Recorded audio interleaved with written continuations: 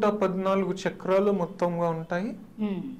దాంట్లో 112 చక్రాలు మన శరీరంలో ఉంటాయి, 2 చక్రాలు బయట ఉంటాయి. దీంట్లో మనకు 7 ముఖ్యమైన చక్రాలు లేదా మేజర్ చక్రాస్ అని అంటాం. ఎస్పెషల్లీ మూలాధార చక్రం ఎప్పుడైతే నేను నా అనుభవంలోకి తెచ్చుకున్నప్పుడు నా అనుభవం చెప్తున్నాను. అది ఎలా ఉంటుందంటే వెన్నుముక్క చివరి భాగం ఉంటుంది కదా, కొంత భాగము కిందికి టచ్ అవుతున్నట్టు ఉంటుంది అనమాట. అంటే ఈ స్థూల శరీరంలో ఉండదు, మనం ఫీల్ అవ్వలేము. అంటే చాలా మంది ఆలోచించేది ఏంటంటే ఈ చక్రాలు అంటే ఏమిటి అని అంటే రకరకాలుగా ఎన్నో అపోహలు ఉన్నాయి. అంటే ఈ చక్రాలు అంటే ఇవి ఉంటాయా, అసలు దీనికి దానికి కుండలినికి సంబంధము, ఇది ఎట్లా, అదంతా చాలా ఉన్నాయి. అయితే చక్రాలు అని అంటే ఇది ఒక శక్తి కేంద్రాలు అని మనం చెప్పుకోవచ్చు. శక్తి కేంద్రాలు మనకు ప్రతి చక్రంలో అంటే మూలాధారం నుంచి సహస్రారం వరకు ఈ శక్తి కేంద్రాల ద్వారా స్థూల శరీరానికి కానీ సూక్ష్మ శరీరానికి కానీ మనకి ఈ శక్తి అనేది మనకు అందుబాటులో వస్తూ ఉంటుంది. శివోహం కార్యక్రమానికి అందరికీ స్వాగతం.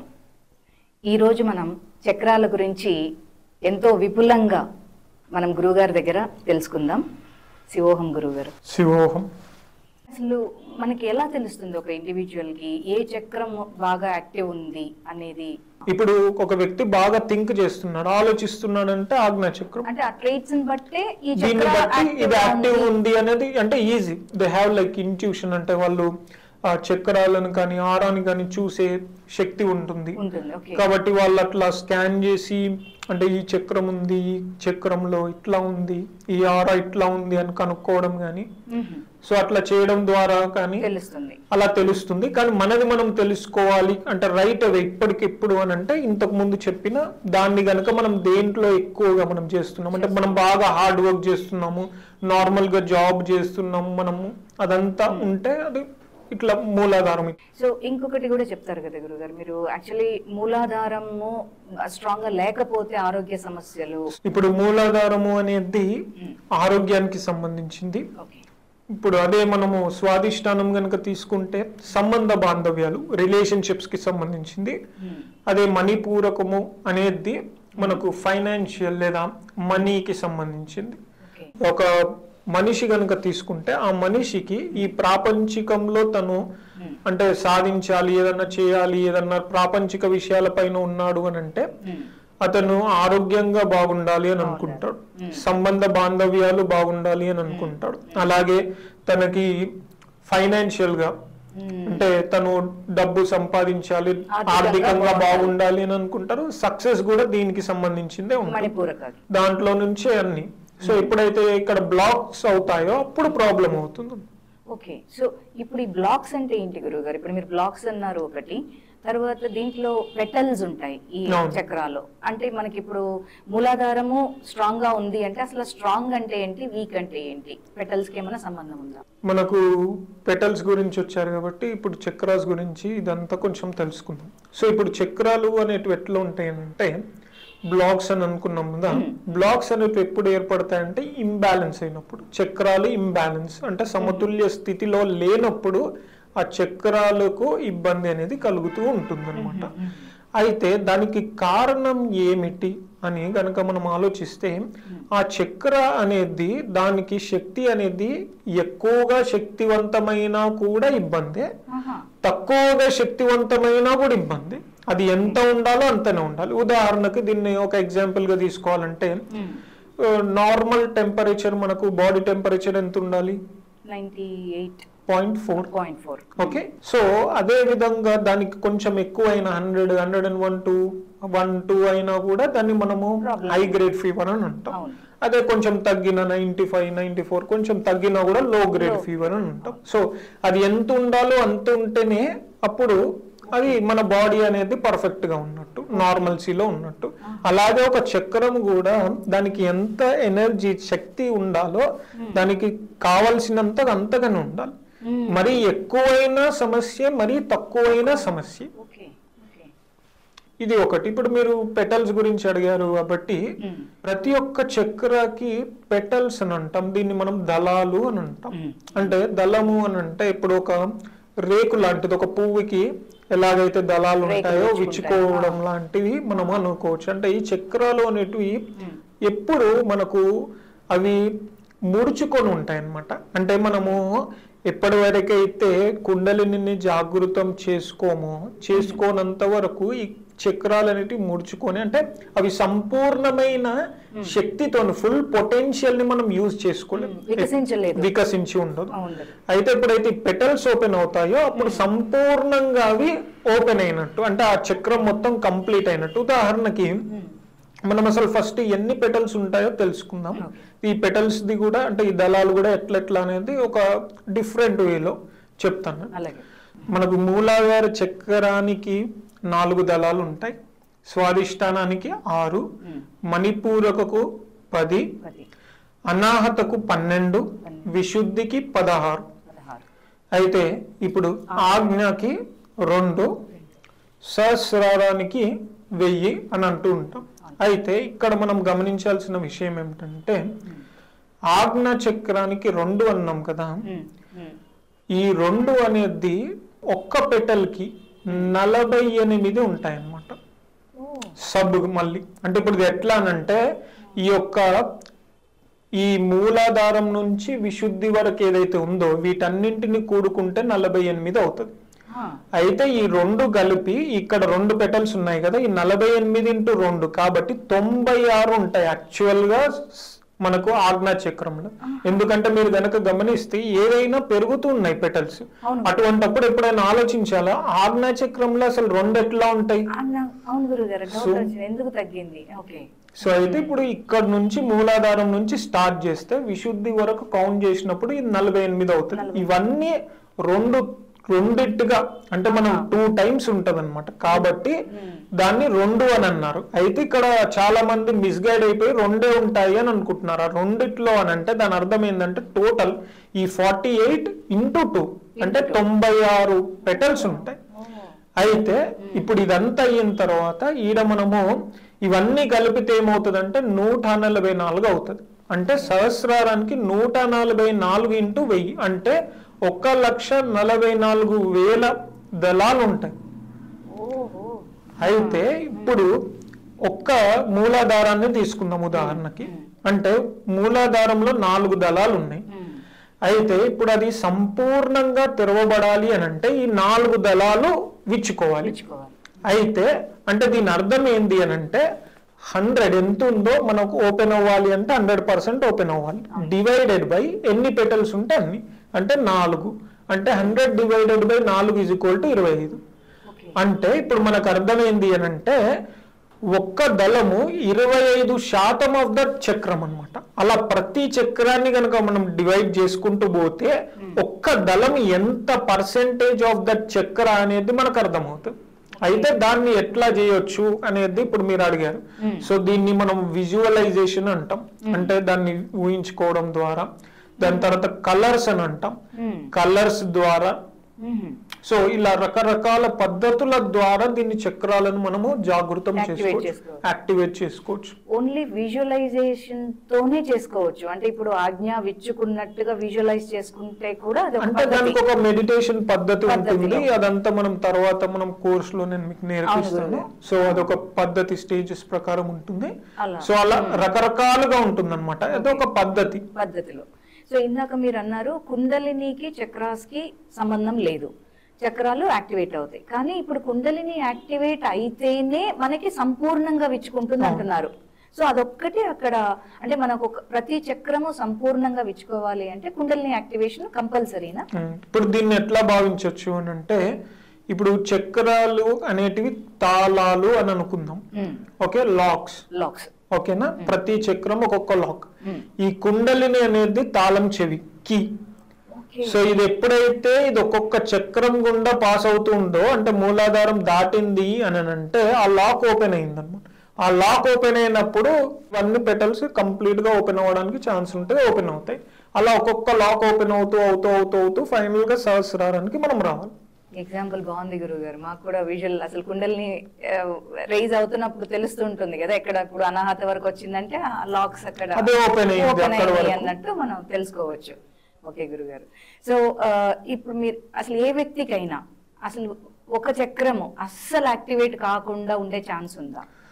అయితే ఇప్పుడు దీని గురించి మనం తెలుసుకోవాలి అని అంటే కొంచెం నేను ఇంకా చక్రాల గురించి ఇన్ డెప్త్ నాలెడ్జ్ ఇస్తాను. సో దీనిలో ఏంటంటే నేను మీకు చెప్పాను కదా, ప్రతి ఒక్క చక్రానికి ఒక్కొక్క ఏదైతే ట్రైట్ ఉంటుంది, క్యారెక్టరిస్టిక్ ఉంటుంది, ఓకే, ఒక లక్షణం ఉంటుంది అనమాట. అలాగే ఒక అధిష్టాన దేవత ఉంటాడు.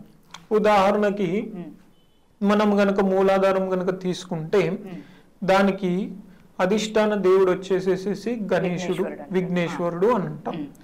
సో దానికి సర్వైవల్ అంటే మనము బ్రతకాలి, అది సర్వైవల్. ఇప్పుడు మనకు ఫుడ్ కావాలి, మనం ఇది చేయాలి, మనము ఇదంతా చేయాలి అంటే ఒక వ్యక్తి ఎప్పుడు బ్రతకడానికి అంటే నిరంతరం తన శక్తి మొత్తము పొద్దున్న నుంచి సాయంత్రం వరకు అతనికి తినడానికి తిండి లేదు అని అనుకున్నాం. అతను ఎప్పుడు ఎంతసేపు ఆ పొద్దున్న నుంచి రాత్రి వరకు ఏదో ఒక పని చేస్తూ ఒక 3 పూటలు తినడానికి ప్రయత్నిస్తూ ఉంటారు. సో రైట్, అంటే ఇప్పుడు మీరు ఇంతకు ముందు అన్నారు ఎటువంటి దేంట్లో వాళ్ళు ఏ చక్రాల్లో ఉన్నారు అంటే ఇప్పుడు ఎప్పుడైతే మనం సర్వైవల్ అనే స్టేజ్ లో ఉన్నాం, సో ఆ స్టేజ్ లో అంటే దినదిన గండంగా ఉంటుంది అంటే అటువంటి వ్యక్తి మూలాధారంలో ఉన్నట్టు.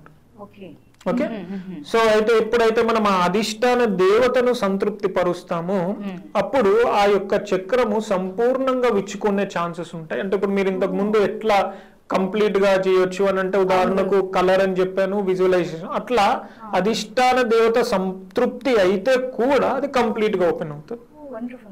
సో ఇంకొకటి ఇది కనుక చూసుకుంటే మన జీవితంలో మనము ఒక తల్లి గర్భంలో మనము స్టార్ట్ అయినప్పటి నుంచి శిశువుగా ఉన్నప్పటి నుంచి బయటికి వచ్చి అంటే మనంతట మనం కొన్ని యుక్త వయసు లేదా ఒక వయసు వచ్చేంత వరకు మనకు అందరూ మన చుట్టుపక్కల మన మదరు, మన అమ్మ, మన నాన్న లేదా మనకు స్కూల్లో కావచ్చు గురువులు వీళ్ళందరూ టేక్ కేర్, వాళ్ళంతా చూసుకోవాలంటే అదంతా మనం సర్వైవల్ స్టేజ్ లో ఉంటాం. ఓకే, సెకండ్ వచ్చేసేసి స్వాధిష్టాన చక్రం. స్వాధిష్టానానికి అధిష్టాన దేవత వచ్చేసేసి మనకు బ్రహ్మ అని అంటాం. ఈ బ్రహ్మ అనేది క్రియేటివిటీ, అంటే ఇదంతా సృష్టించాడు. అంటే ఇక్కడ రిలేషన్షిప్స్ అనేది ఉంటుంది. అంటే ఒక ఎగ్జాంపుల్, ఒక యుక్త వయసులో వచ్చినప్పుడు అంటే స్వాధిష్టాన చక్రంలోకి మనము వెళ్తూ ఉంటాం అనమాట. సో అది దాన్ని సెకండ్ చక్రము అని అంటాం. ఇక థర్డ్ వచ్చేసేసి మణిపూరక చక్రం. సో ఈ మణిపూరక చక్రానికి విష్ణుమూర్తి అధిష్టాన దేవతగా ఉంటూ ఉంటాడు. సో ఆయన ఇప్పుడు మనకు ఏదైనా సరే, ఇప్పుడు మనం ఆయనను తీసుకుంటే మనం ఇప్పుడు లక్ష్మీదేవి అనేది తన భార్య, అంటే ఫైనాన్షియల్ గా కావాలి, ఫైనాన్షియల్ డెవలప్మెంట్ మొత్తం అక్కడ ఉంటుంది, సక్సెస్ అవ్వడానికి కావచ్చు లేదా ఇవన్నీ అన్నమాట. సో ఇది మనకు మణిపూరక చక్రము అనేది తీసుకుంటాం. దీన్ని మనం పవర్ అనేది ఇక్కడ మెయిన్ గా ఉంటుంది, పవర్ అండ్ ఈగో. సో ఒక వ్యక్తి పవర్ కోసం ట్రై చేస్తున్నాడు అంటే దీని ఎగ్జాంపుల్ ఎట్లా తీసుకోవచ్చు అంటే ఇప్పుడు వ్యక్తి ఫస్ట్ లో సర్వైవ్ అయ్యాడు, పెరిగిన తర్వాత యుక్త వయసు వచ్చిన తర్వాత తను అంటే స్నేహితులతోని సంబంధం అని అంటే ఏదైనా కావచ్చు, స్నేహితులతో కావచ్చు లేకపోతే అమ్మా నాన్నలతో కావచ్చు, చివరగా అంటే ఆ యొక్క కనెక్షన్ ఏర్పరచుకోవడానికి ట్రై చేస్తూ ఉంటాడు.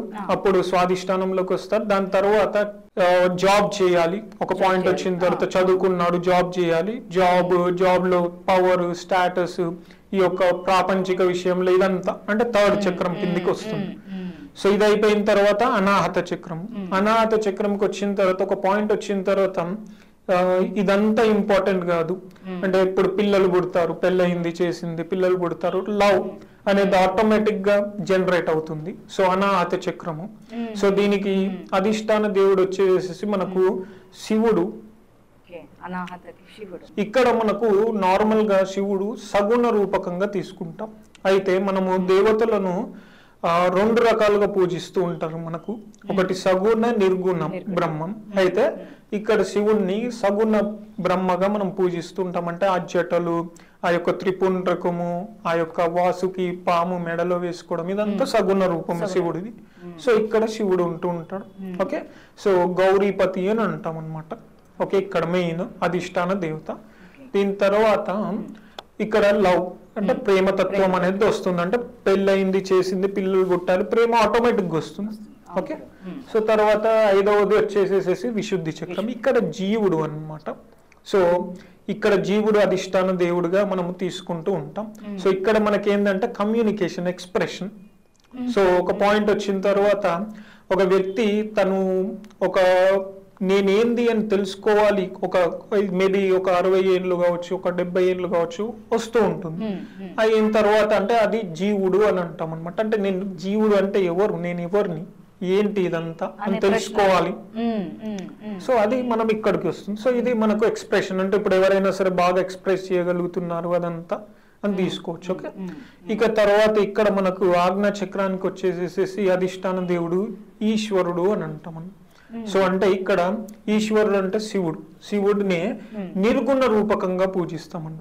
అంటే సగుణంగా, అదే శివుడు ఇక్కడ నిర్గుణంగా, అంటే ఆ ఈశ్వర తత్వము అని అంటాం. అంటే ఎటువంటి ఈశ్వరుడు అంటే పంచక్లేశాలు లేనటువంటిది, అంటే పాప పుణ్యములు లేనటువంటిది.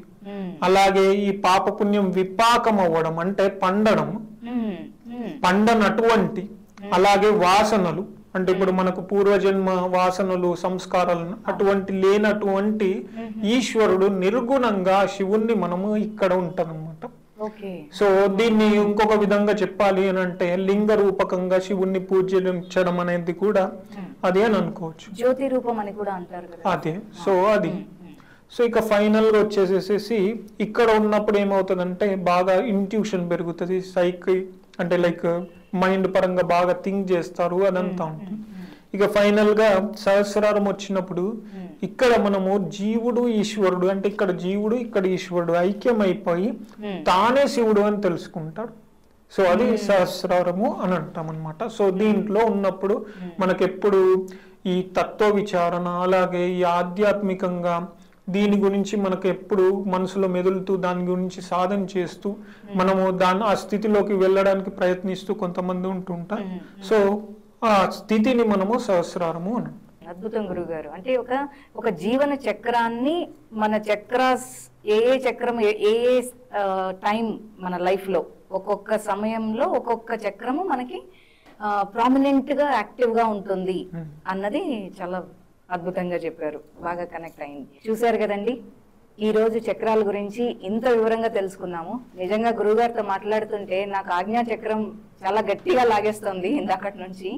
సో మీరు కూడా ఈ ఇంటర్వ్యూ చూస్తూనే మీ చక్రాల్లో ఎలాంటి అనుభూతి మీరు పొందుతున్నారు, అంత ఎనర్జీ ఉంది, అంత పవర్ ఉంది. మీరు కూడా అది అనుభవైకంగా తెలుసుకుంటారని అనుకుంటున్నాను. మరొక ఎపిసోడ్లో మళ్ళీ కలుద్దాం. శివోహం. మణిపూరక స్ట్రాంగ్ ఉందనుకోండి, సక్సెస్ రావచ్చు, కానీ మళ్ళీ ఛాన్సెస్ ఉన్నాయి. మనం ప్రాపంచికం వైపే ఉన్నాం కాబట్టి మళ్ళీ మనం వీకెండ్ అయ్యే ఛాన్స్ కూడా ఉండొచ్చేమో. అంటే వీక్ ఆ శక్తి అనేది అక్కడ అప్పటి వరకు శక్తివంతంగా ఉంది ఆ చక్రం, కాబట్టి అతను సక్సెస్ అయ్యాడు. ఎప్పుడైతే శక్తిని కోల్పోవడం స్టార్ట్ అయిందో, మొదలైందో, అప్పటి నుంచి అతను ఫెయిల్యూర్ అవ్వడం స్టార్ట్ అవుతుంది. ఈ చక్ర వ్యవస్థ కూడా ఎట్లా ఉంటుందంటే ప్రతి ఒక్క చక్రానికి ఇంకో చక్రానికి కనెక్షన్ ఉంటుంది. ఏ విధంగానైతే మన శరీరంలో ప్రతి దానికి కనెక్షన్ ఉంది. నర్వస్ సిస్టమ్ ఉంది, నాడీ వ్యవస్థ ఉంది, అలాగే మనకు హృదయ వ్యవస్థ, లైక్ ఇవన్నీ ఎట్లయితే కనెక్టెడ్ గా ఉన్నాయో అట్లా అన్ని చక్రాలన్నీ కనెక్టెడ్ గా ఉంటాయి. సో ఒక చక్రము గనక ఇబ్బందిగా అయితే వేరే ఒక చక్రం మీద దాని యొక్క ప్రభావం అనేది పడుతూ ఉంటుంది అనమాట. మొదటి 7 సంవత్సరాల్లో మూలాధారం కంప్లీట్ గా సంపూర్ణంగా ఓపెన్ అయిపోతుంది. మళ్ళీ 14వ ఏటకు స్వాదిష్టానం, అలాగే 21 న్యాచురల్ గా, అంటే మనము ఆ బ్లాక్స్ గనక క్రియేట్ అవ్వకపోతే ఒక వ్యక్తి గనక 49 సంవత్సరాలు జీవించగలిగితే ఆ వ్యక్తి సహస్రారం వరకు వెళ్ళిపోతాడు.